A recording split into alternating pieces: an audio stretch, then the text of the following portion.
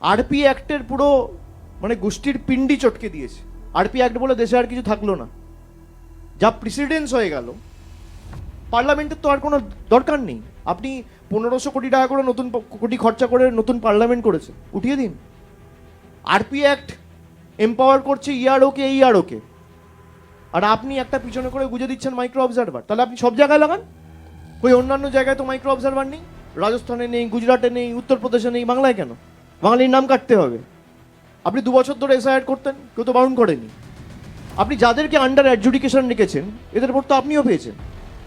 তাদের নাম যদি ডিলিট হয়, তাদের নাগরিকত্ব যদি অবৈধ হয়, আপনার পদও, প্রধানমন্ত্রী পদও তো অবৈধ, দেশের কেন্দ্রের সরকার তো অবৈধ। বাংলায় 60 কোটি লোক যদি আন্ডার অ্যাডজুডিকেশন থাকে, আপনার প্রধানমন্ত্রীর তো পদও আন্ডার অ্যাডজুডিকেশন থাকা উচিত।